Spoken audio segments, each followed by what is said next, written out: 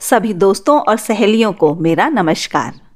आज है रविवार, तो मैंने सोचा कि आप लोग थोड़ी फुर्सत में होंगे, इसलिए आपसे कुछ गपशप करना चाहती हूँ।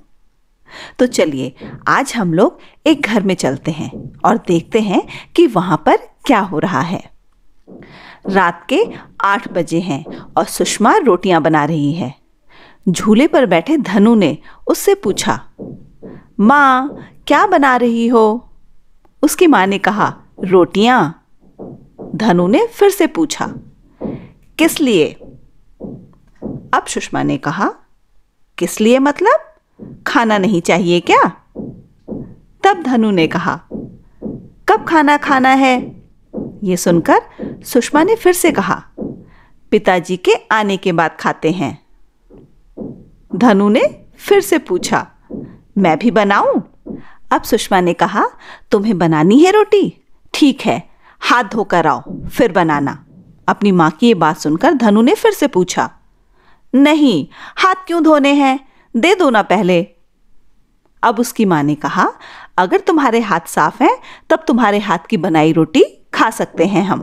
ये सुनकर धनु ने कहा, ठीक है, मैं हाथ धोकर आता हूं। धनु हाथ धोकर वापस आ गया। अब उसने फिर से पूछा, हाथ धो लिए मैंने, अब तो दे दो। माँ ने उसे आटे का एक छोटा सा गोला दिया। धनु ने फिर से पूछा, मेरी रोटी तो चिपक गई। सुषमा ने कहा, देखो मैं कैसे बना रही हूं। अब धनु ने पूछा, ये रोटी के नीचे क्या डाला है तुमने? फिर से सुषमा ने धनु के प्रश्न का जवाब दिया, सूखा आटा। फिर से धनु ने पूछा, क्यों?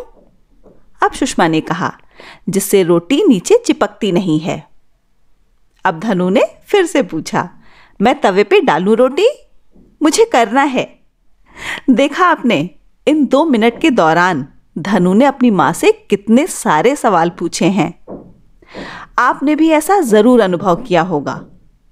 इस उम्र में बच्चे हमेशा सवाल पूछते रहते हैं। उनके आसपास हो रही घटनाओं के बारे में बच्चे उत्सुक होते हैं, इसीलिए उनके बारे में जानने के लिए वे प्रश्न पूछते हैं, लगातार प्रश्न पूछते हैं। आइए ऐसे ही कुछ और घटनाओं के बारे में सुनते हैं। एक बच्चा अपने पिता से पूछ रहा है, सुरुचि के पिता की तो मूछें हैं, आपकी मूछ कहाँ है?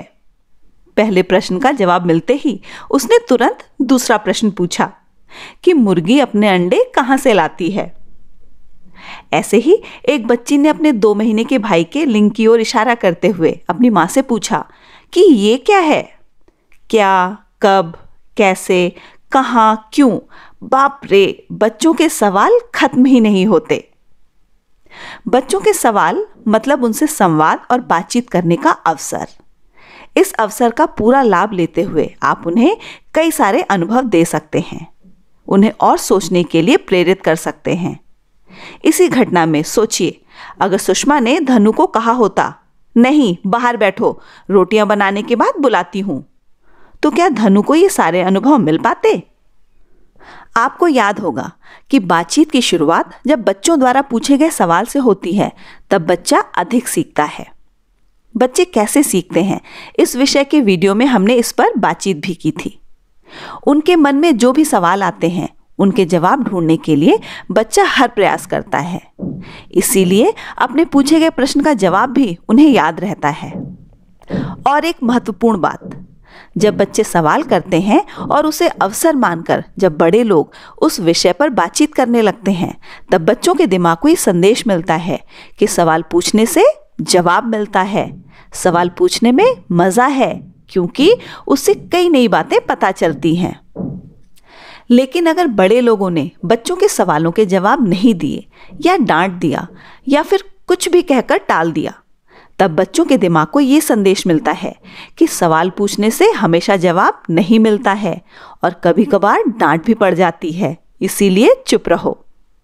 इसके बाद उनका सवाल पूछना धीरे धीरे कम होता जाता है। सीखने के लिए तो जानना भी जरूरी है ना।